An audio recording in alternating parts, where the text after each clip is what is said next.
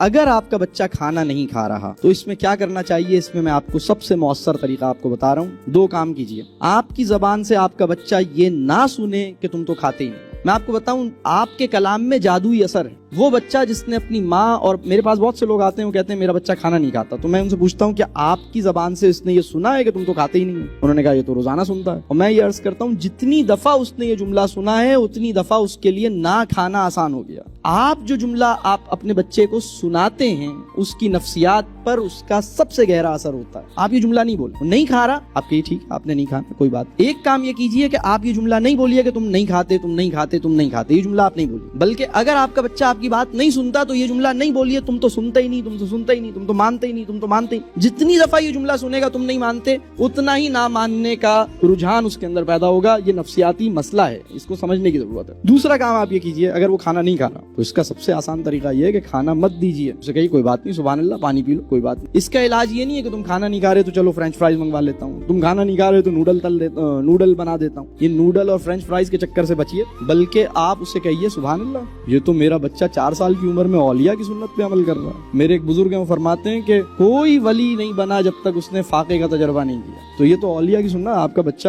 مطلب بہت بڑا کام کرنے کی اس کو تیاری ہو رہی. ٹالرنس فار ہنگر بڑے آدمی کی نشانی ہے. کسی بھی معاشرے کا، چاہے مسلم معاشرہ ہو چاہے کافروں کا معاشرہ ہو، بڑا آدمی کسی بھی معاشرے کا وہ ہوتا ہے جس کے اندر ٹالرنس فار ہنگر اور ٹالرنس فار پین موجود ہوتا ہے. ہمارا پرابلم یہ ہے کہ ابھی سر میں درد کا خطرہ دیکھتے ہوئے پیناڈول پھانک لی، اور بھوک لگنے کا امکان دیکھتے ہوئے ہلکی پھلکی بھوک میں ہلکا پھلکا ٹک پھانکنا شروع کر دیا. یہ ہمارے پرابلمز ہیں، ہماری عقل کا مسئلہ ہے. جناب ہلکی پھلکی بھوک میں تو آپ کو رہنے کا حکم ہے. اگر وہ نہیں کھا رہا اس سے کوئی فرق نہیں پڑتا. میں آپ کو بتاؤں نہ کھانے سے اس کی صحت خراب نہیں ہوگی، بلکہ جب آپ کے گھر میں جو بنا تھا اس نے نہیں کھایا، آپ نے کہا ٹھیک ہے سبحان اللہ، پانی پیو، کوئی بات نہیں، کوئی بات نہیں. رات میں دوبارہ وہی کھانا پیش کیجیے. وہ کہہ رہا نہیں یہ دوبارہ، یہ تو بھنڈی بنی ہے، بھنڈی تو نہیں کھاؤں گا. آپ نے کہا سبحان اللہ، کوئی بات نہیں، پانی پلائیں، سلا دیں. صبح اٹھ کے پھر دوبارہ بھنڈی دیجیے، اور بھنڈی ماسی کو مت دیجیے، اب یہ بیٹے کو ہی دیں گے. سچی بات یہ ہے وہ بچہ جو کھانے کو ریفیوز کر رہا ہے، یہ بات ہمارے وطن کے ایک بہت بڑے پیٹس کے ڈاکٹر ہیں، انہوں نے یہ بات بیان کی. انہوں نے کہا کہ